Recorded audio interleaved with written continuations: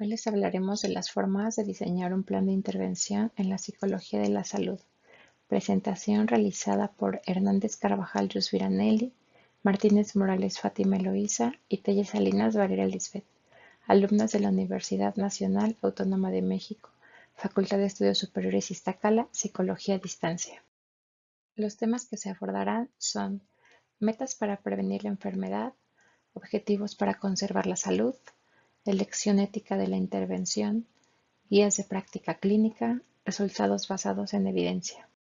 Desde la perspectiva de una sociedad actual, se presentan nuevos perfiles biológicos, conductuales y epidemiológicos.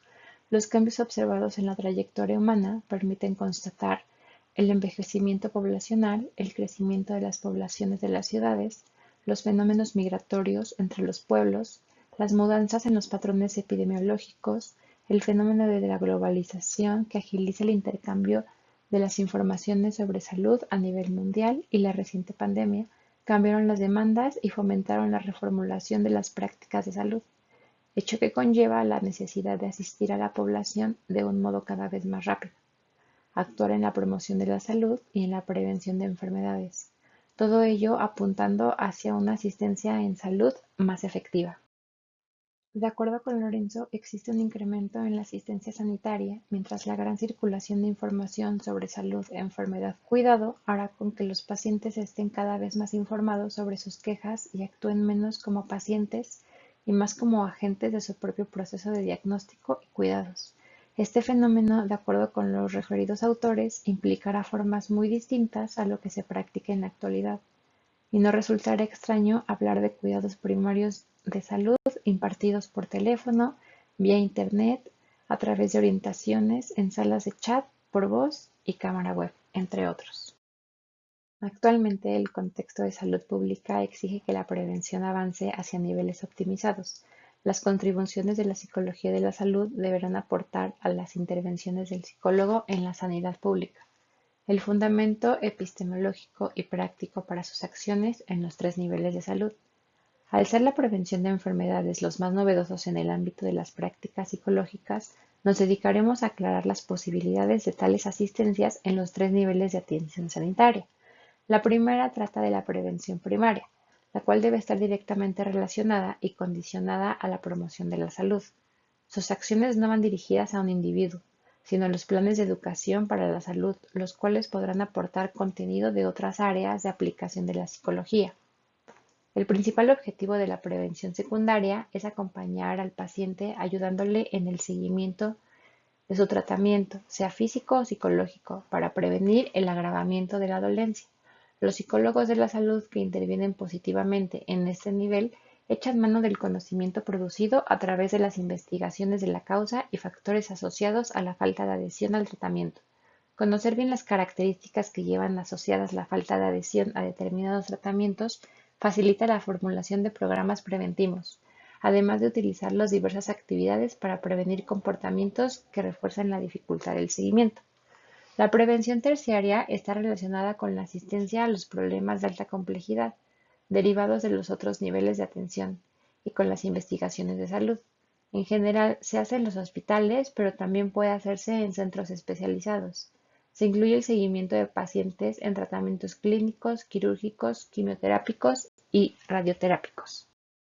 Una buena actuación de los psicólogos en salud pública debe tener en cuenta las posibilidades de intervención en los diversos niveles de atención de salud, sopesando la adecuación de cada acción en su nivel apropiado y también el carácter dinámico e integrativo de las mismas, teniendo claro que las intervenciones de salud primaria objetivan la salud general en la búsqueda de la promoción de la salud y la prevención de enfermedades, que las intervenciones de salud secundaria deben volcarse en las asistencias especializadas de seguimiento, donde la salud mental tiene su mayor expresión, como la disminución en la incidencia de enfermedades y la disminución de secuelas y complicaciones. La atención informal se sitúa en el centro del debate sobre las políticas de bienestar en la actualidad, debido al creciente aumento de la demanda de cuidados y al cuestionamiento sobre la futura disponibilidad de cuidadores informales o prestación de cuidados de salud a las personas que lo necesitan por parte de familiares, amigos, vecinos y en general personas de la red social inmediata, que no reciben retribución económica por la ayuda que ofrecen. Esto ha ido en aumento durante las últimas décadas. Cuando se habla de cuidado informal, se está hablando mayoritariamente del apoyo ofrecido por miembros de la red familiar inmediata, pero la distribución del rol del cuidador no es homogénea en las familias. El perfil típico de la persona cuidadora principal es de una mujer, ama de casa, con una relación de parentesco directa, por lo general madre, hija o esposa, que convive con la persona a la que cuida. Las cifras que ilustran el predominio de las mujeres como cuidadoras son abrumadoras. Las estadísticas reflejan que el 60% de las cuidadoras principales son para adultos mayores, el 75% para personas con discapacidad y el 92% de las cuidadoras son para personas que necesitan atención por cualquier motivo. Las mujeres asumen con frecuencia también el papel de cuidadoras secundarias, de tal manera que cuando una cuidadora principal necesita ayuda para cuidar, suele recurrir a otra mujer de la familia, como madre, hermana o hija. El impacto de cuidar en la salud de las cuidadoras es un aspecto frecuentemente abordado en los estudios sobre cuidado informal. Incluso ha llegado a acuñarse el desafortunado término de síndrome del cuidador para describir el conjunto de alteraciones médicas, físicas, psíquicas, psicosomáticas e incluso los problemas laborales, familiares y económicos que enfrentan las cuidadoras, como si de un síndrome clínico se tratara.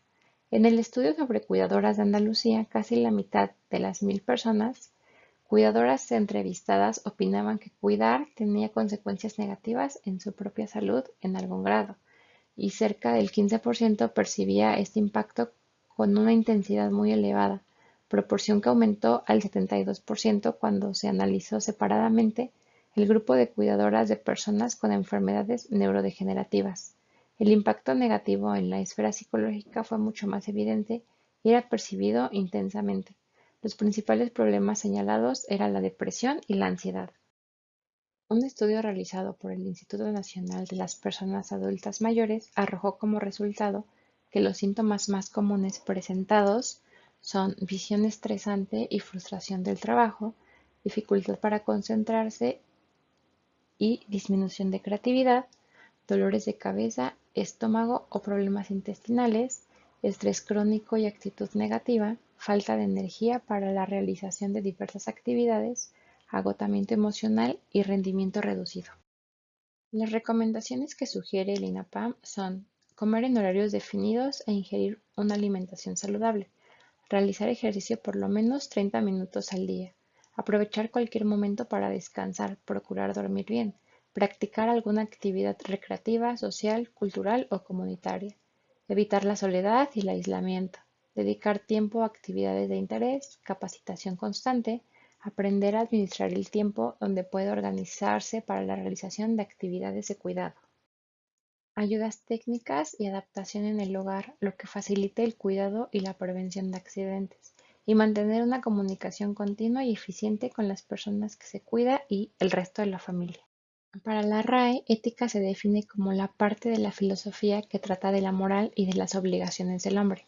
Según Cohen, la ética se ocupa de aquellas decisiones que más nos importan, y no hay decisión importante que no plantee un dilema. La palabra griega significa dos cuernos, los cuernos del dilema, dos opciones, tan solo es o no ser o no ser, verdadero o falso, o más bien solo una, la que nos permite encontrar un camino entre los cuernos del dilema. En el Colegio Oficial de Psicólogos de Madrid, Gómez cita ciertos objetivos principales como 1. Garantizar el prestigio profesional. 2. Delimitar competencias específicas de la profesión para asumir responsabilidades que les son propias. 3. Promocionar el desarrollo técnico y científico de la disciplina. 4. Favorecer el reciclaje pedagógico a través de la formación continua. 5. Concretar y definir el comportamiento considerado adecuado. 6. Evitar competencia desleal y constituirse como base para aplicar sanciones. En definitiva, la psicología busca la individualización en cada orientación. Son los hechos psicológicos empíricos, la objetividad y los que fundamentan el imperativo ético.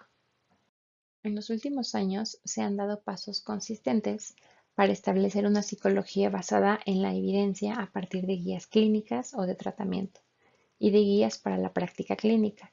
Su objetivo es conocer qué tratamiento o tratamientos psicológicos son eficaces para los distintos trastornos clínicos o cómo implementar el mejor tratamiento a partir de las mismas. Se analizan cuáles son las ventajas y problemas de las mismas en la práctica clínica. Se revisan cuestiones como el enfoque clínico versus el científico y la diferencia de la psicología clínica en el campo público y privado. Labrador, Vallejo, Echeburúa, Vados y Fernández Montalvo describen un tratamiento psicológico eficaz como una intervención profesional basada en técnicas psicológicas en un contexto clínico. Los psicólogos clínicos tratan de enseñar habilidades adecuadas para hacer frente a los diversos problemas de la vida para así poder tratar de eliminar el sufrimiento.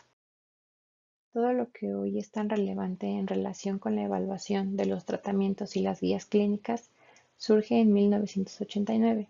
En ese año, el Congreso de los Estados Unidos crea una nueva agencia federal con el objetivo de determinar la eficacia de los tratamientos para trastornos específicos y elaborar guías de tratamientos.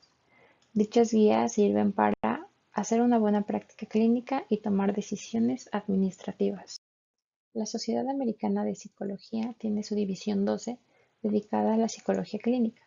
Un grupo de expertos de la misma elaboró en 1993 el Task Force sobre promoción y difusión de procedimientos psicológicos. Este se constituyó con el objetivo de evaluar los tratamientos psicológicos eficaces para promover y difundir los mismos.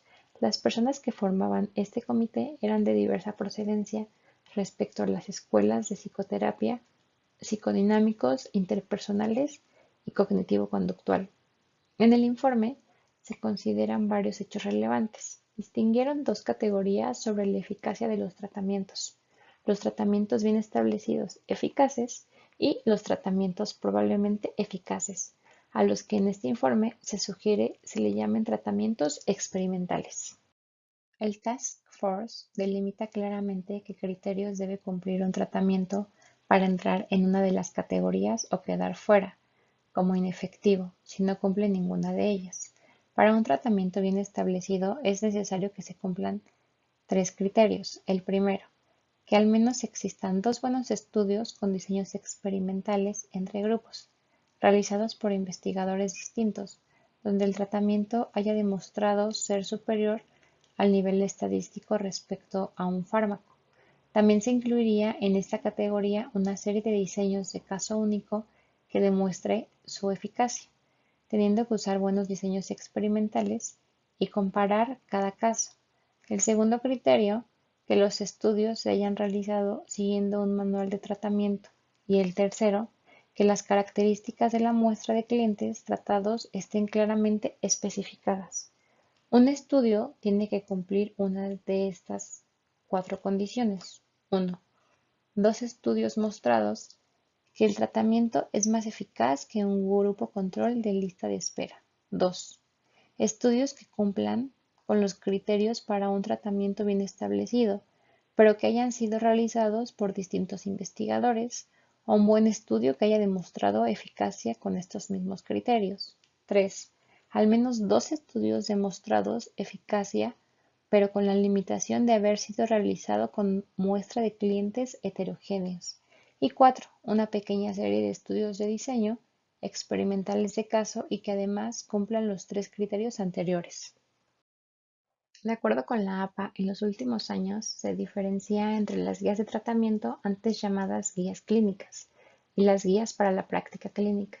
Una guía de tratamiento es aquella que ofrece recomendaciones específicas sobre los tratamientos que se pueden ofrecer a los clientes, y una guía de práctica clínica es un conjunto de declaraciones desarrolladas sistemáticamente para ayudar a decidir al clínico y al paciente sobre cuál será la mejor opción terapéutica. El Task Force sobre promoción y difusión de tratamientos psicológicos es una guía de tratamiento para los trastornos mentales y de comportamiento. El posicionamiento de los clínicos ante las guías clínicas ha oscilado al principio, desde el interés hasta la indiferencia. Se puede afirmar que la psicología ha tenido una pérdida de relevancia en varios campos de intervención clínica o un menor crecimiento que otras profesiones afines, ante el fuerte avance del tratamiento farmacológico y su publicitación. Algunas ventajas permiten saber qué es lo eficaz, permiten seleccionar el mejor tratamiento de entre los existentes y aseguran que lo que se lleva a cabo es lo mejor, si se han tomado la decisión correcta al elegir el mejor tratamiento de entre los posibles, mientras que las limitaciones podrían aparecer por el encasillamiento aparente del trabajo clínico, diagnósticos poco delimitados y ciertas guías no entran dentro de los centros públicos. Basado en el concepto de evidencia aplicada a la práctica psicológica, se gestionan y acreditan las propuestas de intervenciones expresadas en guías y protocolos en salud, educación y formación. Desde las conocidas formas de obtener evidencia, como la observación hasta la construcción de modelos complejos para delimitar variables, se va potenciando su capacidad explicativa.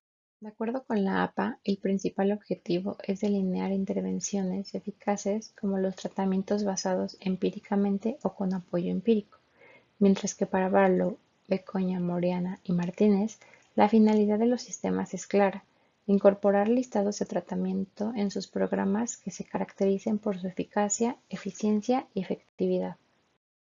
El estudio de la práctica basada en la evidencia en el ámbito de la psicología examinó los aspectos planteados por los modelos aportados por la MBE y añadió algunos asuntos a la discusión como las variables relacionadas con los valores y creencias de los pacientes, el contexto en que transcurren los tratamientos y de dónde provienen los casos factores socioculturales, demográficos, redes sociales, motivación para el cambio, capacidades funcionales, entre otros, sin dejar de lado la limitación que acompaña la experiencia del clínico, en cuanto a personas pasibles de los mismos sesgos.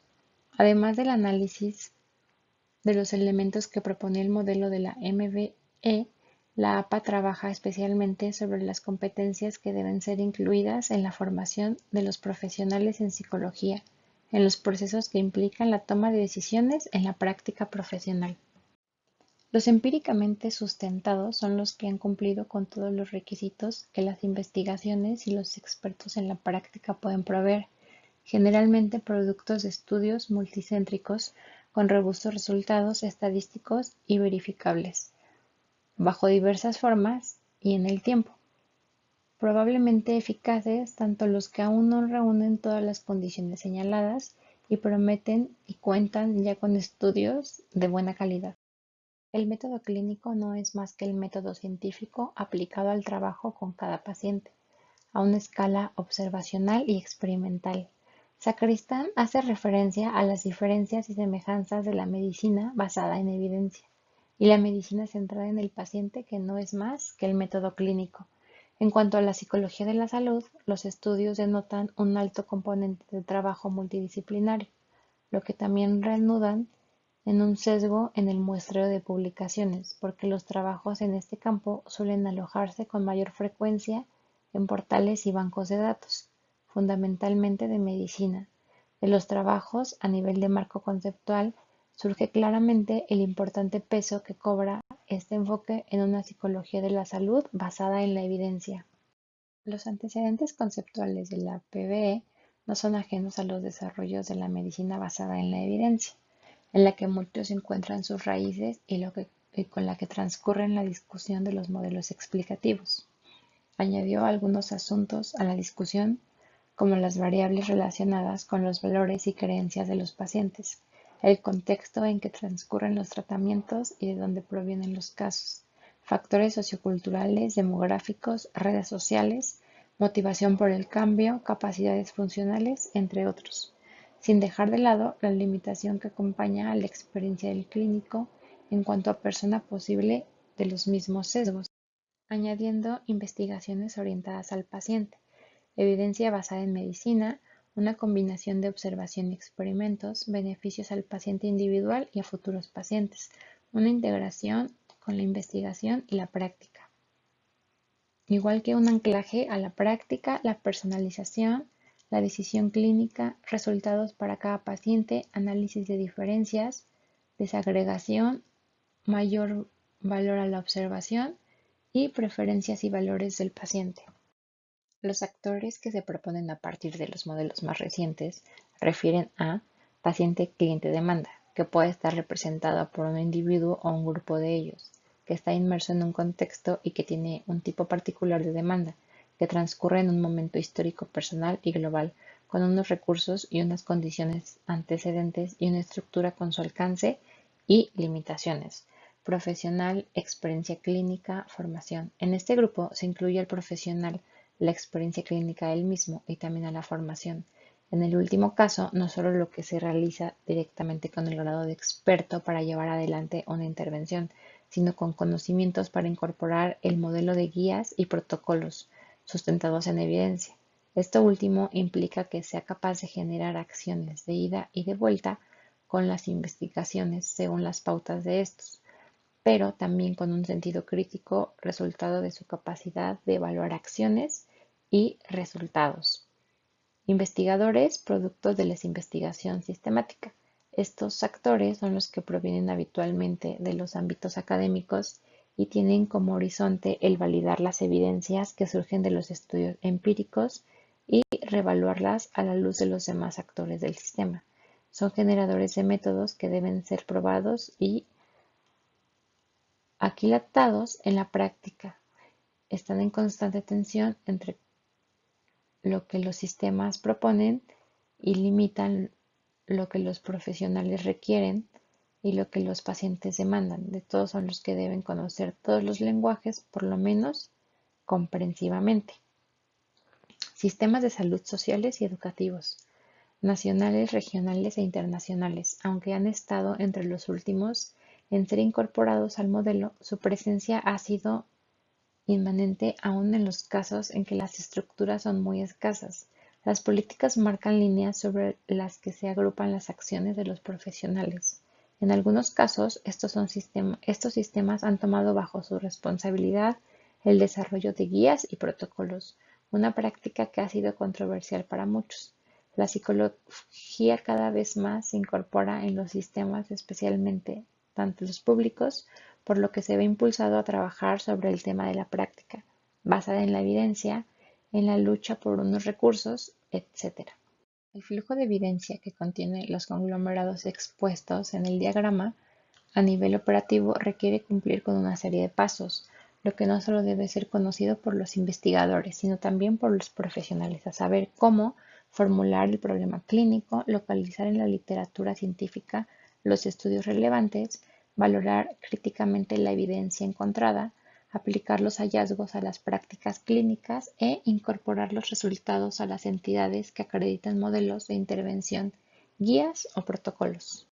Hasta aquí la presentación del tema de la unidad 4, diseñar un plan de intervención en la psicología de la salud, de la materia Psicología en el campo de la salud. Gracias por su atención.